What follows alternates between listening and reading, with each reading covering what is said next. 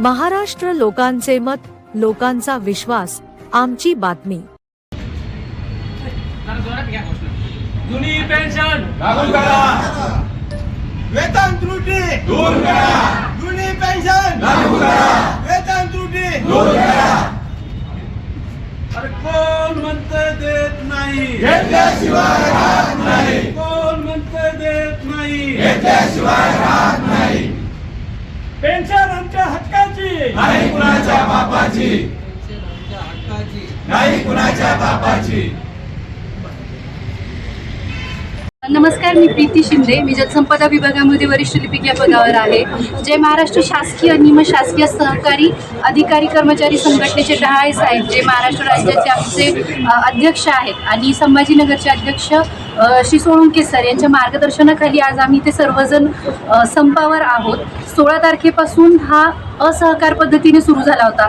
काळ्या फिती लावून आम्ही सर्वजण कार्यालयामध्ये उपस्थित राहून आमच्या मागण्या राज्य शासनापर्यंत पोहोचण्याचा एक प्रयत्न करत होतो, पण या प्रामाणिक प्रयत्न पाहिजे त्या पद्धतीने शासनापर्यंत न पोहोचल्यामुळे नाईलाजास्तव आम्ही कालपासून संपूर्णतः काम बंद करून या आंदोलनामध्ये सर्व सहकारी आम्ही सहभागी झालो आहोत।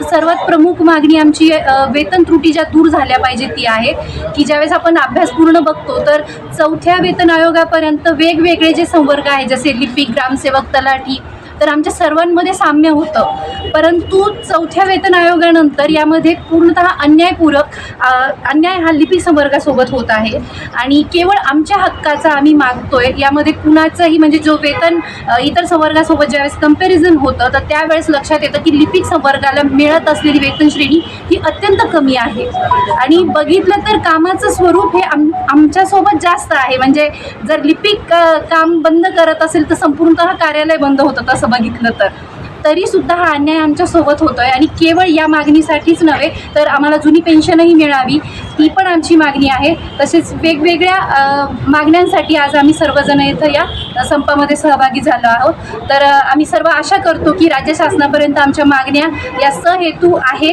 या चांगल्या पद्धतीने पोहोचाव्या। असहकार असो किंवा काम बंद, आम्हाला कुठलाही यामध्ये आनंद नाही आहे। काम आम्हालाही प्रिय आहे, पण वेतन आम्हाला योग्य पद्धतीने मिळावं ही आमची सर्वात प्रमुख मागणी आहे। धन्यवाद। तुम्ही तुमच्या मागण्यासाठी शासन स्तरावर काय प्रयत्न केले? सर, डहाळे साहेबांच्या मार्गदर्शनाखाली संपूर्णतः पुढच्या प्रोसेस चालू आहेत। त्यांची जसे जसे आम्हाला मार्गदर्शन येईल त्या पद्धतीने आम्ही काम करत राहू। पुढची भूमिका काय असणार आहे? सर, भूमिकेबद्दलही आमचे संभाजीनगरचे जे अध्यक्ष आहेत सोळंके सर ते आपल्याला सांगूही शकतील आणि ते जसे जसे सांगणार तसे आम्ही सगळेजण त्यांच्या मार्गदर्शनाखाली काम करत। तुमच्या आंदोलनाचा परिणाम कामावर होणार आहे का? अगदी नक्कीच होणार। म्हणजे हे प्रमुख म्हणजे हेतूच तो आहे की कामावर परिणाम हा कालपासून तर प्रकर्षाने जाणवतोय आणि राज्य शासनाला ते लक्षात येणारच आणि होपफुली आमच्या मागण्या पूर्ण होतीलच। छत्रपती संभाजीनगर जिल्ह्याचा जलसंपदा विभागाचा राज्य महाराष्ट्र संघटनेचा अध्यक्ष, आम्ही जिल्हा अध्यक्ष, आम्ही सगळे कर्मचारी या कॅम्पसमध्ये एकत्रित होण्याचं कारण मॅडमनी सांगितलं। आम्ही आमचे राज्य अध्यक्ष डहाळे साहेब यांच्या नेतृत्वाखाली आम्ही लढा देतोय।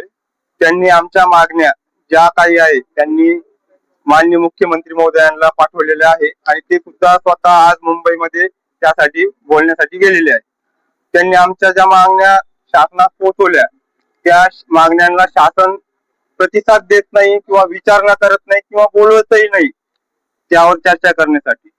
त्यामुळे आम्हाला आज काल 23 पासून कडकडीत बंद करून आम्हाला हे आंदोलन तीव्र करण्याची आवश्यकता भासली, जेणेकरून झोपलेल्या शासनाला जाग करायचं आणि आमच्यावर जो अन्याय होतोय, आम्ही पण श्रीमंतांची मुलं नाही, लिपिक वर्गीय म्हणजे साधारण घरातला आलेला कर्मचारी, साधारण कुटुंबातला आलेला कर्मचारी, आमच्याही काही मागण्या आहे हक्काच्या ज्या आमच्या मेहनतीच्या आहे।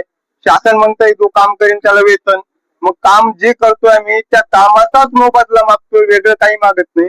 यापूर्वी आमच्या सोबत जे लागलेले संवर्ग आहे त्यांना जी वेतन भेटत होती त्यांनी जास्त काम केलंय का? नाही, ते पण लिपिक संवर्गच होते, मग त्यांचे वेतन वाढवून द्यायचं होतं। ग्रामसेवक, बाकी ट्रेसर वगैरे यांचे वेतन वाढून मिळाले, आमचे मिळाले नाही 4थ्या वेतन आयोगापासून। जे आंदोलन हे कोणत्या संघटनेच्या नेतृत्वाखाली जय महाराष्ट्र संघटना या आंदोलनामध्ये किती कर्मचारी आज सहभागी झाले? आम पूर्ण जलसंपदा विभाग जय महाराष्ट्र संघटना जी आहे ती पूर्ण राज्यभरात आहे आणि सगळ्या विभागाचे लिपिक वर्गीय वर्ग 3 वर्ग 4 सर्व कर्मचारी त्यामध्ये सहभागी झालेले आहेत. शासनाने तुमच्या मागणीची दखल घेतली नाही तर पुढची भूमिका काय असणार? बेमुदत संप तेव्हापासून काय डेडलाईन वगैरे दिली का? बेमुदत संप कालपासून चालू झालेला आहे.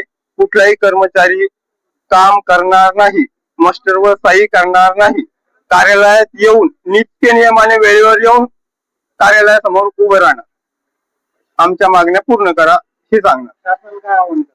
शासनाला जे आवाहन करायचे आमचे अध्यक्ष साहेब तिथं जाऊन पोहोचले, ते आवाहन करण्यात तेवढं हे आम्ही शासनाला मागण्या केल्या. हे आम्ही तुम्हाला प्रति देणारच आहे, तुम्ही या प्रिंट टाकू शकता. आणि आमच्या कार्यालयाला आम्ही दिलेले निवेदन जे गोदावरी महामंडळाचे कार्यकारी संचालक, जिल्हाधिकारी कार्यालय, आयुक्त कार्यालय आणि माननीय मुख्यमंत्री महोदय यांच्या कार्यालयाला आम्ही सर्व कर्मचाऱ्यांच्या सहीचे मूळ कागदपत्रे पाठवणार आहे. धन्यवाद. वर्गीय कर्मचारी, माझं नाव विश्वनाथ तिकांडे, अधीक्षक अभियंता परिषद लातूर विकास प्राधिकरण छत्रपती संभाजीनगर. आम्ही सर्व गोदावरी महामंडळातील व तसेच सर्व अंतर्गत कर्मचारी आज आमच्या वेतन त्रुटी तसेच वेतन स्तर वाढवून पदोन्नतीचे स्तर कमी करून वेतन स्तर वाढविणे तसेच चौथ्या वेतन आयोगानंतर वेतनामध्ये असलेली त्रुटी दूर करणे या मुद्द्यासाठी तसेच जुनी पेन्शन जशी आम्हा सर्वांना लागू व्हावी यासाठी आम्ही हे बेमुदत असहकार आंदोलन सुरू करीत आहोत.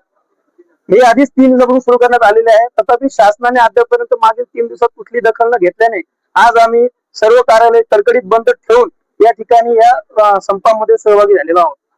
शासनाने याची दखल घ्यावी व आमच्या सर्व कर्मचाऱ्यांच्या ज्या मागण्या आहेत, जसे की वेतन त्रुटी आहे, आमचे वेतन पदोन्नती स्तर आहेत, तसेच सर्वात मोठा महत्वाचा मुद्दा म्हणजे जशी पेन्शन लागू करणे. शासकीय कर्मचारी या वयाच्या 58 वर्षापर्यंत ही शासनाची सेवा करतो, कुठलंही काम त्यास करण्याची परवानगी मिळत नाही. आणि आम्ही सर्व गरीब शेतकरी समाजातील असून कुठलाही लिपिक वर्गीय आयुष्यभर फक्त मुलांना शिकवण्यासाठी आणि घर सांभाळण्यासाठी जातो. त्याला सेवानिवृत्तीनंतर जर पेन्शन नसेल तर त्याने जगायचं कसं हा प्रश्न निर्माण होतो. आता जे सरकारने 1/11/2005 नंतर पेन्शन बंद करून त्यांची एनपीएस सुरू केलेलं आहे. ते एनपीएसच्या माध्यमातून जर बघितलं तर एखाद्या कर्मचारी सेवानिवृत्त होताना 8 तारखेला ज्याची 8 तारखेला पगार ही 60 ते 70 मध्ये असेल त्याची पेन्शन 4 ते 5 हजार सुरू होते. इथून पुढे 15 वर्ष किंवा 20 वर्षांनंतर 4 आणि 5 हजार पेन्शन होती आणि जगायचं कसं हा सर्वात मोठा मुद्दा होणार आहे. त्यामुळे अनेक वर्षापासून आमचा हा जशी पेन्शन जुनी लागू करणे याबद्दल आमचं आंदोलन आहे.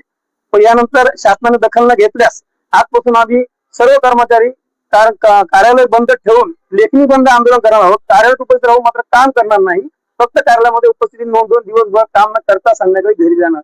याची दखल नक्कीच शासनाने घ्यावी अशी आमची सर्वांची विनंती आहे. माननीय मुख्यमंत्री महोदय त्या सर्वांनी नक्कीच दखल घेऊन याबद्दल काहीतरी निर्णय घेतील अशी आमच्या सर्व कर्मचाऱ्यांना अपेक्षा आहे. धन्यवाद.